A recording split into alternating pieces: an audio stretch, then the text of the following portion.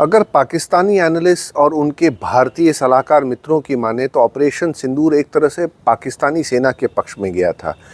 अभी तक गिनती चल ही रही है कि कितने रफाल पाकिस्तानी वायुसेना ने मार गिराए, किस तरह से आदमपुर का पे S-400 की बैटरी जो थी वो पाकिस्तानी सेना ने उसको नष्ट किया। अब ये बात अलग है कि रहीम यार खान एयरपोर्ट जो पाकिस्तान में है वो पिछले 4 महीनों से ऑपरेशनल नहीं है और अभी भी अगले कुछ दिनों ऑपरेशनल होना उसकी संभावना है ही नहीं। और ये मैं नहीं कह रहा, ये अंतर्राष्ट्रीय विशेषज्ञ कह रहे हैं।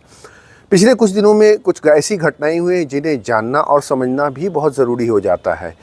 इलियास कश्मीरी नाम के जैश ए मोहम्मद के एक लीडर हैं जो पिछले कुछ दिनों पहले पाकिस्तान में ही जैश ए मोहम्मद के लिए वॉलंटियर्स के लिए एक रैली हो रही थी, एक जलसा चल रहा था, जहां उन्होंने बहुत स्पष्ट शब्दों में कहा कि किस तरह से भारतीय हमले में बहावलपुर पे जो हुआ उसमें किस तरह से जैश ए मोहम्मद के जो सरगना हैं मसूद अजहर, उनके परिवार के लोग मारे गए, उनके चीथड़े उड़ गए जब भारतीय हमला हुआ। तो उसके बाद आज एक और खबर आती है कि जो पाकिस्तान ऑक्यूपाइड कश्मीर, जो पाक अधिकृत कश्मीर में टेररिस्ट कैंप्स हैं, वो पाकिस्तानी सेना अब उनको शिफ्ट कर रही है खैबर पख्तूनख्वा, जो पाकिस्तान में अफ़गानिस्तान से सटता हुआ जो बॉर्डर है वहाँ शिफ्ट कर रही है। क्योंकि जो स्ट्रेटेजिक डेप्थ जो शुरू से पाकिस्तान खोजता रहा है भारत के विरुद्ध, अब उनके आतंकवादी संगठनों को भी नहीं मिल रही है।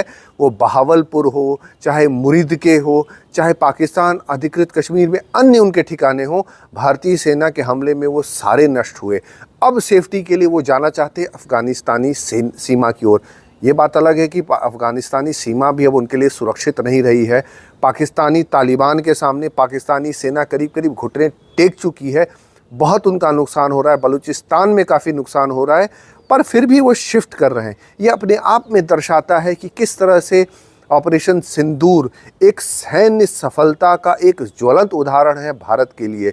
किस तरह से भारत के हमले के सामने पाकिस्तान ने घुटने टेके और सुलह की बात की।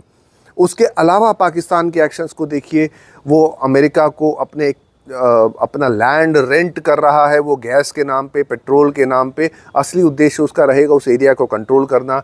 चीन से उसके हथियार खरीदने की जो प्रक्रिया है वो चल ही रही है। अब सऊदी से भी उनका एक डिफेंस एग्रीमेंट हुआ है।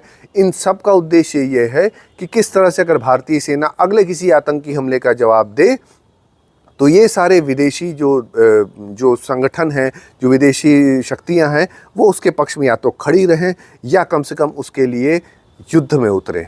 आगे देखते रहिए क्या होता है।